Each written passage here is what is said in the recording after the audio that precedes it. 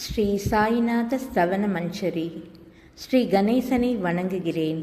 எல்லாவற்றுக்கும் ஆதாரமானவனே, மயூரேஸ்வரா, எல்லாவற்றுக்கும் சாட்சியாக விளங்குபவனே, கௌரியின் மகனே, ஓ எண்ணங்களுக்கு எட்டாதவனே, பெருத்த வயிறனே, ஸ்ரீ கணபதி, என்னை காப்பாற்று. நீ எல்லா கணங்களுக்கும் முதல்வனும் தலைவனும் ஆவாய். எனவே உன்னை கணேசன் என்பர். எல்லா சாஸ்திரங்களாலும் ஏற்றுக்கொள்ளப்பட்டவன் நீ. ஓ சாரதா, வாக்கின் தெய்வமே, நீ ஒளி வடிவமாக பிறக்கும் பதங்களின் தலைவி. உன்னுடைய இருப்பினால் தான் உலகத்தில் எல்லா நிகழ்ச்சிகளும் நடக்கின்றன. நீ எழுத்தாளர்களின் தேவதை. நீ எப்போதும் தேசத்தின் அணிகலனாக விளங்குகிறாய். உனது எல்லையற்ற சக்தி எல்லாவற்றிலும் விளங்குகிறது. ஓ ஜெகதம்பா, உன்னை வணங்குகிறேன்.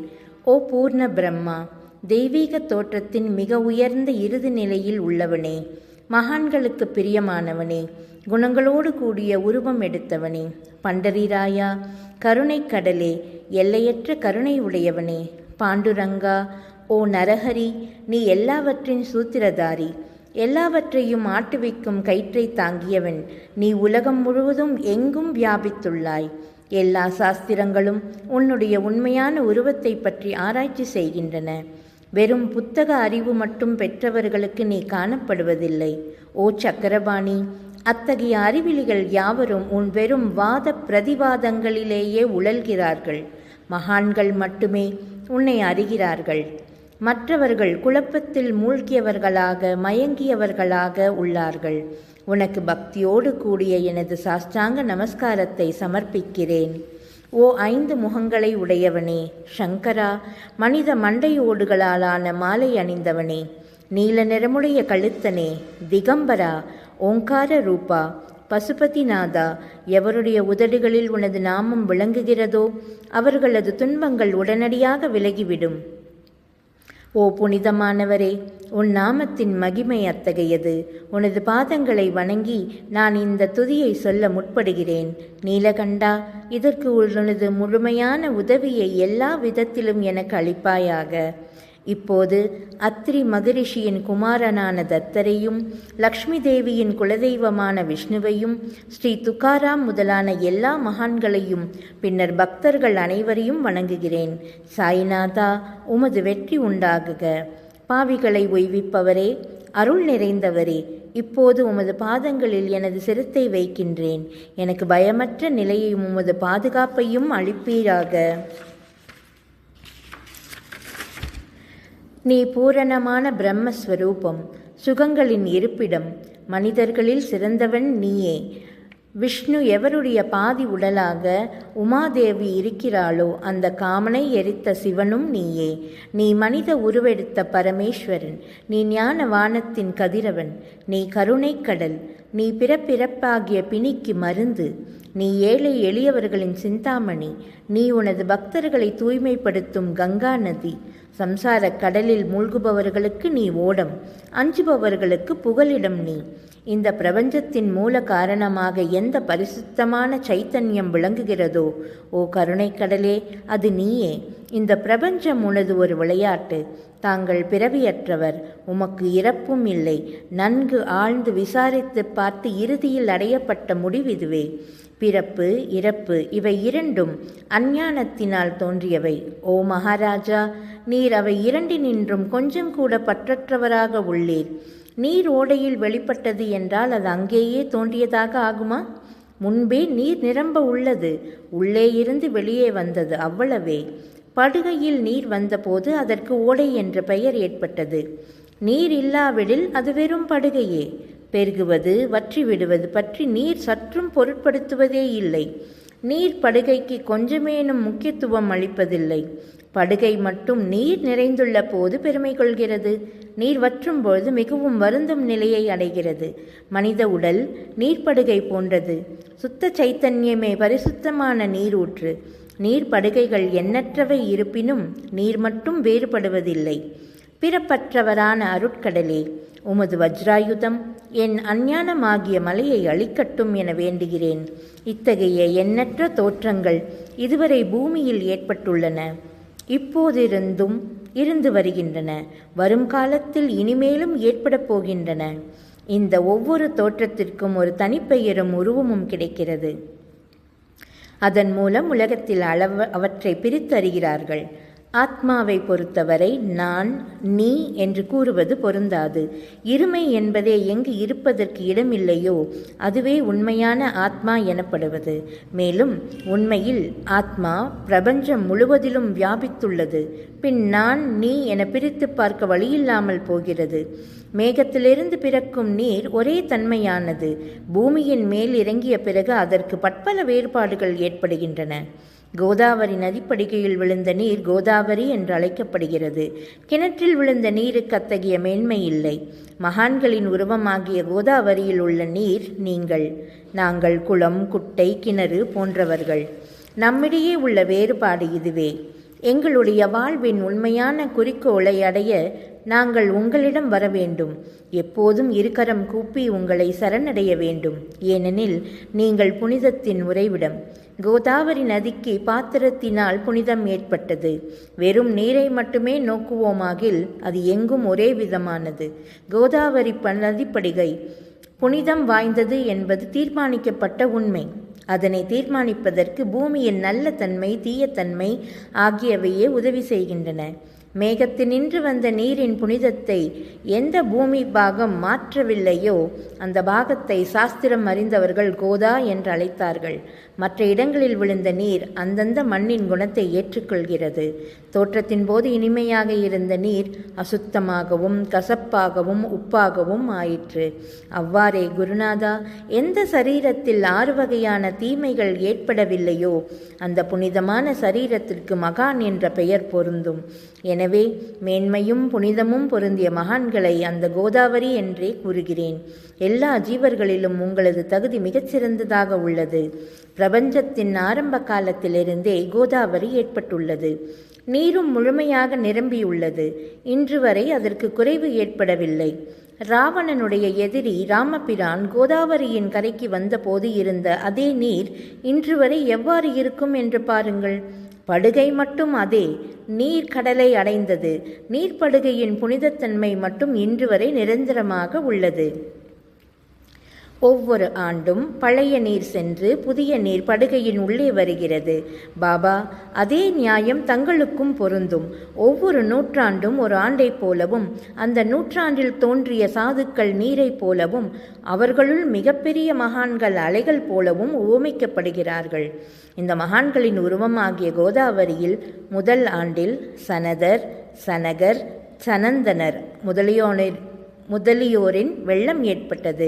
பின்னர் நாரதர், தும்புரு, துருவன், பிரகலாதன், பலிச்சக்கரவர்த்தி, சபரி, அங்கதன், வாயுகுமாரன், விதுரர், கோபர்களும் கோபிகைகளும் தோன்றினர்.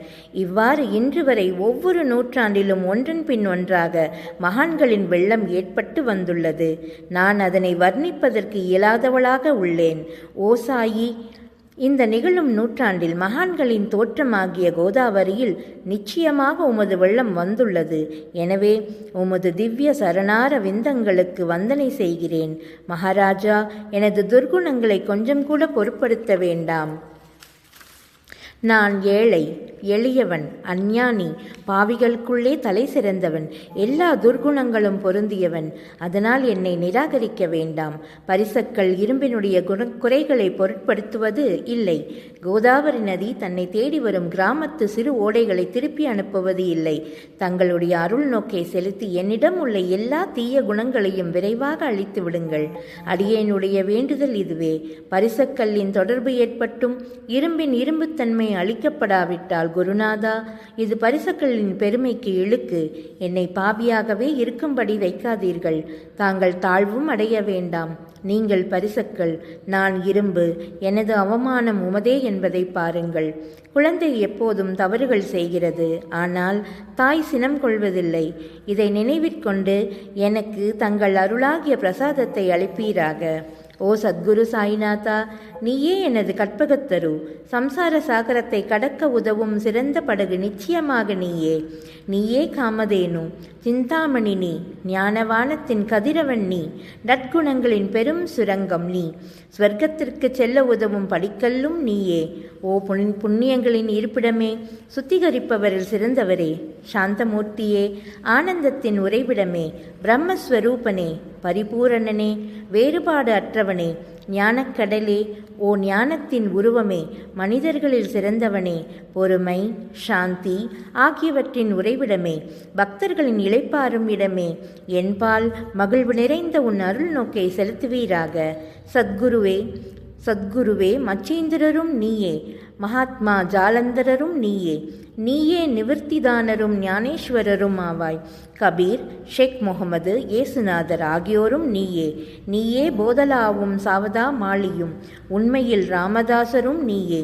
சாய்நாதா, நீயே துகாராம், சகாராம் மகாராஜுவும் மாணிக்க பிரபுவும் நீயே. உமது இந்த அவதாரம் உண்மையில் அறிய முடியாத விதமாக உள்ளது. தங்களுடைய ஜாதியை பற்றி எவரும் அறிந்து கொள்ளும்படி தாங்கள் விடவில்லை.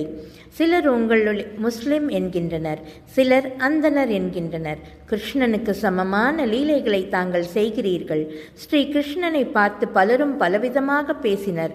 சிலர் யாதவ குலத்து அரிய ஆபரணம் என்றனர், சிலர் இடையன் என்றனர். யசோதை மென்மையான குழந்தை என்றாள். கம்சன் மகாகாலன் என்றான். உத்தவர் அன்பு வடிவானவன் என்றார். அர்ஜுனன் பூரண ஞானி என்றான். அவ்வாறே குருநாதா, தங்களை பற்றியும் தத்தமது மனதில் நிச்சயப்படுத்தியத்துக்கு தக்கபடி அவரவர்கள் அழைக்கின்றனர். மசூதி தங்களது இருப்பிடம். உமது காதுகள் குத்தி இருக்கப்படவில்லை. தங்களது பாத்தியா சடங்கையும் பார்த்துவிட்டு தங்களை முஸ்லிம் என்றே கூறுவது பொருத்தமாகவே உள்ளது. அவ்வாறே கருணை வடிவான உமது அக்னி வழிபாட்டை பார்த்து நீங்கள் ஹிந்துதான் என்று எங்கள் மனதில் நிச்சயம் ஏற்பட்டது. ஆனால் வெளி விவகாரங்களில் உள்ள இத்தகைய வேறுபாடுகளை தர்க்கவாதிகளே விரும்புவார்கள். உண்மையான ஞானத்தில் ஆர்வமுள்ள பக்தர்கள் அவற்றுக்கு முக்கியத்துவம் அளிக்க மாட்டார்கள். நீங்கள் பிரம்மத்தின் நிலையில் விளங்குகிறீர்கள். தங்களுக்கு ஜாதியும் கோத்திரமும் இல்லை. நீங்கள் எல்லோருக்கும் குருமூர்த்தியாகவும் ஆதி காரணமாகவும் உள்ளீர். முஸ்லிம் இந்துக்களிடையே பகைமை ஏற்பட்டதால் அவர்களை ஒற்றுமைப்படுத்துவதற்காக மசூதி, அக்னி இரண்டையும் ஏற்று பக்தர்களுக்கு தங்கள் லீலையை காட்டினீர்கள். தாங்கள் ஜாதி மதங்களுக்கு அப்பாற்பட்டவர். தாங்கள் பிரம்மமே. உண்மையில் தாங்கள் அதுவே தத்துவமசி. தாங்கள் உண்மையில் தர்க்கங்களுக்கு அப்பாற்பட்டவர். தங்கள் முன்னால் எவ்வளவோ தர்க்க விதர்க்கங்கள் நிகழ்ந்தன. அங்கே எனது சாதாரண மொழிகள் எப்படி ஏற்கப்படும்? ஆனால் தங்களை பார்க்கும் பொழுது என்னால் மௌனமாக இருக்க முடியவில்லை. துதி செய்வதற்கு உலக வழக்கில் வார்த்தைகளே சாதனமாக உள்ளன. எனவே தங்கள் அருளாசியுடன் வார்த்தைகளால் என்னென்ன வர்ணனைகள் ஏற்படுகின்றனவோ அவற்றை எப்போதும் செய்வேன். மகான்களின் தகுதி கடவுளின் தகுதியை விட வேறுபட்டதும் மிக உயர்ந்ததுமாகும். சாதுக்களின் அருகில் எனது உனது என்ற வேறுபாடுகளுக்கு சிறிதேனும் இடமில்லை. ஹிரண்யகசிபுவுக்கும் ராவணனுக்கும் கடவுளை வெறுத்ததன் மூலம் மரணம் ஏற்பட்டது. இத்தகைய சம்பவம் ஒன்று கூட மகான்களின் கரத்தால் நிகழவில்லை.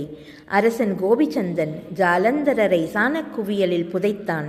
ஆனால் அந்த மகான் மனம் வருந்தவில்லை. மாறாக அந்த அரசனை சம்சார சூழலிலிருந்து விடுவித்து அமரனாக செய்துவிட்டார். இத்தகைய மகான்களின் மேன்மையை எவ்வாறு வர்ணிப்பேன்? மகான்கள் சூரியனைப் போன்றவர்கள். அவர்களின் கருணை ஒளிமயமானது. மகான்கள் சுகம் தரும் சந்திரனை போன்றவர்கள். அவர்களுடைய அருள் சந்திரனுடைய ஒளி போன்றது. மகான்கள் இதமளிக்கும் கஸ்தூரி போன்றவர்கள். அவர்களின் அருள் அதன் நறுமணம் போன்றது.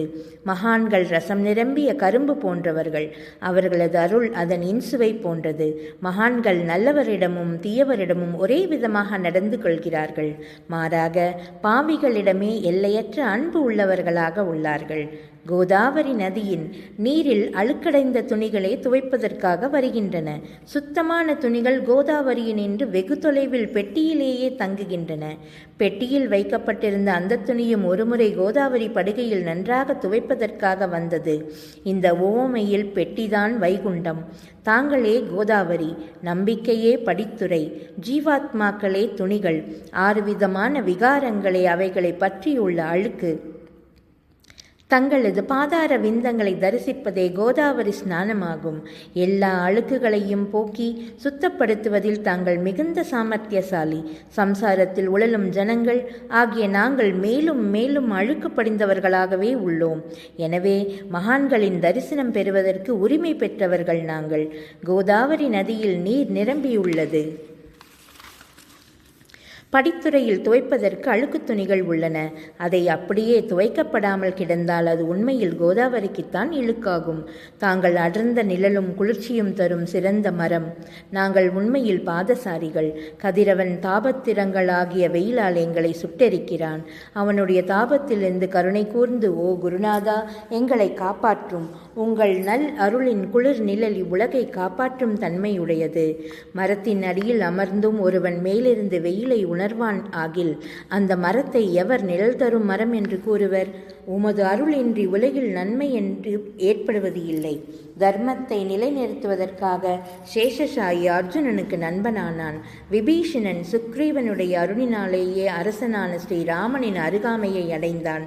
மகான்களின் மூலமாகத்தான் ஸ்ரீஹரி மேன்மையை அடைந்தார்.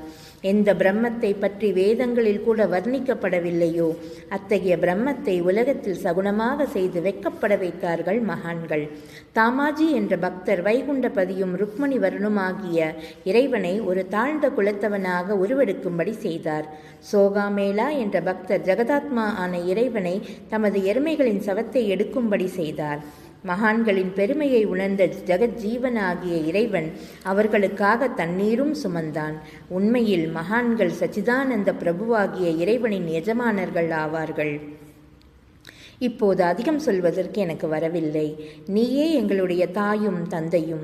ஓ சத்குரு சாயிநாதா, ஷீரடி கிராமத்தில் வசிப்பவரே, பாபா, உமது லீலைகளின் உண்மையான பொருளை எவரும் அறியவில்லை. அவ்வாறு இருக்க எனது வெற்று வார்த்தைகள் எவ்வாறு அவற்றை விளக்க முடியும்? ஜீவன்களுக்கு உய்வளிக்கும் பொருட்டு தாங்கள் ஷீரடிக்கு வந்தீர்கள். அகல்களில் நீர் ஊற்றி விளக்கேற்றி நீங்கள் எரிய வைத்தீர்கள். 7 சான் நீளமுள்ள குறுகிய மரப்பலகையை நீங்கள் படுத்துக்கொள்ளும் கட்டிலாக்கி நீங்கள் யோக சாமர்த்தியத்தின் சக்தியை பக்தர்களுக்கு காட்டினீர்கள். அநேக பெண்மணிகளின் மலட்டுத்தன்மையை நீக்கி அருளினீர்கள். எத்தனையோ வியாதிகளை உதியின் மூலம் குணப்படுத்தினீர்கள். இவ்வுலக சம்பந்தமான துன்பங்களை நீக்குவது உமக்கு ஒரு பொருட்டே அன்று. யானை ஒன்று எறும்பை ஒரு சுமையாக எவ்வாறு கருதும்? இப்போது குருநாதா, இந்த எளியவன் பால் கருணை காட்டுவீராக. நான் உமது பாதங்களை அண்டி உள்ளேன். என்னை திருப்பி அனுப்பிவிடாதீர்கள். நீர் அரசருக்கெல்லாம் அரசர், குபேரனுக்கும் குபேரன், வைத்தியருக்கெல்லாம் வைத்தியர். உங்களை விட சிறந்தவர் எவருமிலர். மற்ற தெய்வங்களை பூஜிப்பதற்கு அதற்கு தகுந்த சிறப்பு உபகரணங்கள் உள்ளன. ஆனால் உம்மை பூஜிப்பதற்கு உலகில் பொருட்களே இல்லை. சூரியனுடைய இல்லத்தில் தீபாவளி பண்டிகை வந்தது என்றால் எப்பேற்பட்ட பொருட்களை கொண்டு அதை நாம் கொண்டாடுவோம். சமுத்திரத்தின் தாகத்தை தீர்க்க இப்புவியிடத்தில் நீர் இல்லை. நெருப்பை உஷ்ணப்படுத்த எங்கிருந்து அக்னி கொண்டு வருவது? ஓ ஸ்ரீ சமர்த்தா குருநாதா, பூஜைக்குரிய பொருட்கள் யாவும் உண்மையில் உமது ஆத்மாவின் அம்சமாய் உள்ளன. மேற்கூறப்பட்டவை எல்லாம் தத்துவ திருஷ்டியால் கூறப்பட்ட பேச்சுக்களே அன்றி என் மனதில் அனுபவத்தால் ஏற்பட்டவை அன்று. அனுபவமின்றி கூறப்படும் வார்த்தைகளும் வர்ணனைகளும் வீணே ஆகும். போகட்டும். உலக வழக்கத்தின்படி உமக்கு நான் பூஜை செய்யலாம் என்றால் அதை செய்வதற்கு தேவையான திறமை எனக்கு இல்லை. சாய்நாதா, பலவிதமான கற்பனைகள் செய்து உமக்கு பூஜை செய்கிறேன். அருள் மிகுந்தவரே, அடியேனுடைய அத்தகைய பூஜையை ஏற்றுக்கொள்வீராக. இப்போது அன்பு கண்ணீரால் உமது பாதத்தை கழுவுகிறேன். உண்மையான பக்தியாகிய சந்தனத்தை அரைத்து உமக்கு பூசுகிறேன். எனது அழகிய தெய்வீக வார்த்தைகளை உமக்கு ஆடையாக அணிவிக்கிறேன். பிரேமை என்னும் மலராகிய மாலையை உமது கழுத்தில் அணிவிக்கிறேன். எனது துர்குணங்களாகிய தூபத்தை உனக்கு முன்பு எரிய விடுகிறேன். அது மிக தீய பொருளாயினும் அதனின்று தீய வாசனை எழுவதில்லை. சத்குருவுக்கு முன்பு அன்றி வேறு எங்கெங்கு தூபம் எரிய விடப்படுகிறதோ அங்கெல்லாம் தூபப் பொருளுக்கு ஏற்படும் நிலையை கூறுகிறேன். தூப திரவியத்திற்கு அக்னியின் ஸ்பரிசம் ஏற்பட்ட மாத்திரத்தில் அதன் நறுமணம் என்ற நல்ல குணம் அதனை விட்டுவிட்டு சென்று விடுகிறது. சாய்நாதா, உமது எதிரே இதற்கு மாறாக நிகழ்கிறது. தீய தன்மைகள் அக்னியில் எரிந்து விடுகின்றன. உலகம் பார்த்து மகிழும்படி சத்குணம் எவ்வித குறைவுமின்றி தங்கிவிடுகிறது. மனதினுடைய தீய குணங்கள் யாவும் எரிந்த பின் மனம் மாசற்றதாகிறது. கங்கையில் உள்ள மாசுக்கள் நீங்கியவுடன் அவள் இயல்பாகவே புனிதமடைகிறாள். மாயை, மோகம் என்ற தீபத்தை உமக்கு சுற்றுகிறேன். அதன் மூலம் எனக்கு வைராக்கியம் என்ற ஒளியை தாருங்கள். உமக்கு அமர்வதற்கு சுத்தமான நம்பிக்கை என்ற சிம்மாசனத்தை அளிக்கிறேன். அதனை தாங்கள் ஏற்று பக்தி என்ற நைவேத்தியத்தையும் எடுத்துக்கொள்வீராக. பக்தி நைவேத்தியத்தை நீர் உண்டுவிட்டு அதன் ரசத்தை எனக்கு கொடு. ஏனெனில் நான் உனது பச்சிளம் குழந்தை. உனது பாலில் எனக்கு உரிமை உண்டு. எனது மனதை உமக்கு காணிக்கையாக அர்ப்பணிக்கிறேன். அதனால் எனது செயல்களுக்கு எந்த விதத்திலும் பொறுப்பாக மாட்டேன். இப்போது பிரார்த்தனையோடு உமக்கு சாஷ்டாங்க நமஸ்காரம் செய்கிறேன். ஓ புண்ணிய ஸ்லோகா சாய்நாதா, அதனை தாங்கள் ஏற்றுக்கொள்வீராக. பிரார்த்தனாஷ்டகம்.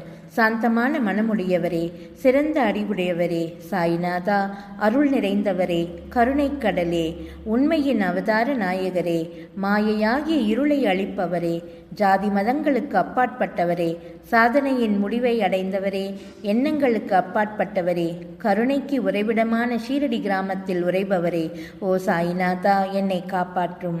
ஞானமாகிய கதிரவனே, ஞானத்தை அளிப்பவரே, எல்லாவித நன்மைகளையும் செய்பவரே, பக்தர்களின் இதயத்தில் உலவும் அன்னமே, உமது பாதங்களை அடைந்தவரை காப்பவரே, படைக்கும் பிரம்மா நீரே, காக்கும் தெய்வமான லக்ஷ்மியின் கணவன் விஷ்ணுவும் நீரே, உண்மையில் உலகங்களையும் லயமடையச் செய்யும் ருத்ரனும் நீரே.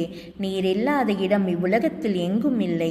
சாய்நாதா, நீர் எல்லாம் அறிபவர், எல்லோரும் இதயத்திலும் உறைபவர். எனது எல்லா குற்றங்களை மன்னிக்க வேண்டும் என்று வேண்டுகிறேன். பக்தியின்மை, சந்தேகங்கள் போன்ற அலைகளை விரைவில் நீக்குவீராக. நீர் பசு, நான் பச்சிளம் கன்று. நீர் சந்திரன், நான் சந்திரகாந்தக்கள். தங்கள் பாதங்கள் கங்கா நதியின் ஸ்வரூபமானவை. அவற்றை நான் பக்தியோடு வணங்குகிறேன். இப்போது உமது அடைக்கலம் அளிக்கும் அருள்மயமான கரங்களை எனது தலையின் மீது வைப்பீராக. எனது வருத்தங்களையும் கவலைகளையும் நீக்குவீராக. தாஸ்கனுவும் இந்த ஜீவாத்மாவும் தங்களின் பணியாளன். இந்த பிரார்த்தனாஷ்டகத்தை கூறி நான் சாஷ்டாங்க நமஸ்காரம் செய்கிறேன். எனது பாவங்களையும் துன்பங்களையும் ஏழ்மையையும் உடனடியாக நீக்குவீராக. நீர் பசு, நான் கன்று. நீர் தாய், நான் குழந்தை. என் விஷயத்தில் மனதில் தாங்கள் கடினம் கொள்ள வேண்டாம். நீர் மலையகிரியில் உள்ள சந்தன மரம், நான் முள்ளடர்ந்த புதர். நீர் புனிதமான கோதாவரி நீர், நான் பெரும் பாவி. ஓ குருநாதா, உமது தரிசனம் ஏற்பட்ட பிறகும் என்னிடத்தில் உள்ள துர்குணம் என்ற மாசு அவ்வாறே தங்கி இருக்குமானால் உம்மை சந்தனம் என்று எவர் கூறுவர்? நறுமணம் மிக்க கஸ்தூரியின் மண்ணும் உயர்வாக மதிக்கப்படுகிறது. மலர்களின் நறுமணம் என்ற தன்மையால் நாரும் தலையில் உயர்ந்த இடத்தை பெறுகிறது. மகான்களின் தன்மையும் இத்தகையதே. அவர்கள் எந்தெந்த பொருட்களை ஏற்றுக்கொள்கிறார்களோ அவற்றை உயர்ந்த நிலைகளை அடைவிக்கிறார்கள். சிவபெருமான் விபூதி, கோவணம், நந்தி ஆகியவற்றை ஏற்றுக்கொண்டதால் எல்லா திக்குகளும் அந்த பொருட்களுக்கு மிகவும் மதிப்பு ஏற்பட்டுள்ளது. இடையர்களை மகிழ்விக்கும் பொருட்டு பிருந்தாவனத்தில் உள்ள யமுனை நதிக்கரையிலும் ஜகத்துக்கெல்லாம் இறைவனானவன் தஹிகாலா என்ற விளையாட்டை விளையாடினான். ஞானிகள் இவ்விளையாட்டையும் உயர்வாக மதிக்கிறார்கள். அவ்வாறே நான் துராச்சாரியாயினும் தங்களை அடைந்துள்ளேன். ஓ சாய்நாதா, இதை பற்றி உம் உள்ளத்தில் எண்ணிப்பாரும். ஓ குருநாதா, இகத்திலும் பரத்திலும் எந்தெந்த பொருட்களை சுகமென்று என் மனம் சந்தேகமர கருதுகின்றதோ அவற்றையெல்லாம் தயை கூர்ந்து நீரே நிறைவேற்றித் தர வேண்டும். உமது கருணையினால் இவ்வாறு செய்துவிடும். எனது மனத்தை அடக்கிவிடும். சமுத்திரத்தை இனிமையாக செய்துவிட்டால் பிறகு உப்புத்தன்மையை பற்றி பயமில்லை. சமுத்திரத்தை இனியதாக்கும் சக்தி உண்மையில் உமக்கு உண்டு. எனவே தாஸ்கனுவோடு சேர்ந்து இவ்வாத்மாவின் இந்த வேண்டுதலை நிறைவேற்றுவீர்களாக. என்னிடம் என்னென்ன குறைகள் உள்ளனவோ அவை அனைத்தும் உமதே. சித்தர்களுக்கெல்லாம் அரசரான உமக்கு குறை என்பது பொருந்தாது. இப்போது அதிகம் சொல்வதற்கு எதற்காக? நீர் மட்டுமே எனக்கு ஆதாரம். தாயினுடைய இடுப்பில் உள்ள குழந்தை இயல்பாகவே பயமற்று இருக்கிறது. ஓ மகாராஜா, இந்த துதியை யார் யாரெல்லாம் அன்புடன் படிக்கிறார்களோ அவரவர்களுடைய விருப்பங்களை உடனடியாக நிறைவேற்றுவீராக. இந்த துதியை படிப்பவர்களின் 3 வித துயரங்களான துன்பம், கடன், நோய் ஆகியவை ஓராண்டுக்குள் விலகிவிடும் என்பதே இந்த துதியின் மேல் உள்மது நிரந்தரமான அருளாசியாக இருக்கட்டும். உடல் மற்றும் உள்ள சுத்தமான பின் மனதில் சுத்தமான பக்தியோடு தினமும் இந்த துதியை பாராயணம் செய்யவும். இவ்வாறு செய்ய முடியாவிட்டால் ஒவ்வொரு வியாழக்கிழமையன்றும் மனதில் சத்குருமூர்த்தியை இருத்தி பாராயணம் செய்யவும். அதுவும் கூட இயலாவிடில் ஏகாதசி தோறும் அதன் பலன்களை பெற இந்த துதியை படியுங்கள். துதியை படிப்பவர்களுக்கு இறுதி கணத்தில் உயர்ந்த நிலையை குருமூர்த்தி சாய்நாதர் அளிப்பார். நான் சொல்வதை கேட்டுக்கொண்டிருப்பவர்களே, இவ்வுலகில் ஆசைகளை அவர் விரைவில் நிறைவேற்றுவார். இந்த துதியை பாராயணம் செய்வதால், மீண்டும் மீண்டும் படிப்பதால் முட்டாள்கள் அறிவாளிகள் ஆவார்கள். எவருக்காயினும் வாழ்நாள் குறைவாக இருப்பின் அவர்கள் இதை படித்தால் 100 ஆண்டு ஆயுள் உள்ளவர்கள் ஆவார்கள். இந்த துதியை படிப்பதால் செல்வத்துக்கு குறைவிருந்தால் குபேரன் அவர்களது இல்லத்துக்கு வந்து பணி செய்வான். இது சத்தியம் என்று மும்முறை உரைக்கின்றேன். சந்ததி அற்றவர்களுக்கு இந்த துதியை படிப்பதால் குழந்தை செல்வம் கிட்டும். இதனை படிப்பவர்களின் கொடிய நோய்களும் முற்றிலும் நீங்கிவிடும். தினந்தோறும் இந்த துதியை பாராயணம் செய்வதால் பயமும் கவலைகளும் நீங்கிவிடும். மதிப்பும் மரியாதையும் உயரும். அழிவற்ற பிரம்மத்தை உணர்வார்கள். ஓ அறிவாளிகளே, உங்களது மனதில் இந்த துதியை பற்றி நம்பிக்கை கொள்ளுங்கள். தர்க்கங்கள், தவறான எண்ணங்கள் ஆகியவற்றிற்கு கொஞ்சம் கூட இடம் கொடுக்க வேண்டாம். ஷீரடி கஷேத்திரத்துக்கு புனித யாத்திரை செல்லுங்கள். பாபாவின் திருவடிகளை மனதில் இருத்துங்கள். அவர் அனாதைகளின் உறவினர், பக்தர்களின் விருப்பங்களை பூர்த்தி செய்யும் கற்பகத்தரு. அவருடைய கருணையினாலேயே இந்த துதியை பாராயணம் செய்கிறேன். இல்லாவிடில் பாமரனாகிய என்னால் இத்தகைய படைப்பு எவ்வாறு முடியும்? ஆங்கில ஆண்டு 1918 புரட்டாசி மாதம் சுக்லபக்ஷத்தில் கணேச சதுர்த்தி அன்று திங்கட்கிழமை 2வது பிரகரம் 3 மணி நேரம் புனிதமான நர்மதா நதி தீரத்தில் உள்ள மகேஸ்வரர் என்ற புனித தலத்தில் ஸ்ரீ அகல்யாதேவி என்ற சந்நிதியில் ஸ்ரீ சாய்நாத ஸ்தவன மஞ்சரி நிறைவடைந்தது. மகேஸ்வரம் என்ற புகழ்பெற்ற புனித தலத்திலும் எங்களுடைய இல்லத்திலும் இந்த துதி நிறைவடைந்தது. ஸ்ரீ சாய்நாதர் என் மனதில் புகுந்து ஒவ்வொரு வார்த்தையையும் என்னை கூற வைத்தார். தாமோதரன் என்ற சீடன் இந்த துதியை எழுதினான். தாஸ்கனுவோடு சேர்ந்து இந்த ஜீவாத்மாவாகிய நானும் எல்லா மகான்களுக்கும் பணியால் ஸ்ரீ சாய்நாத ஸ்தவன மஞ்சரி சம்சார சாகரத்தை கடக்க உதவட்டும். ஓ பாண்டுரங்கா, இதுவே தாஸ்கனுவோடு சேர்ந்து இந்த ஜீவாத்மாவின் பக்தி மிகுந்த பிரார்த்தனை. மங்களம், சுபமங்களம். ஓம் ஸ்ரீ சாய்ராம்.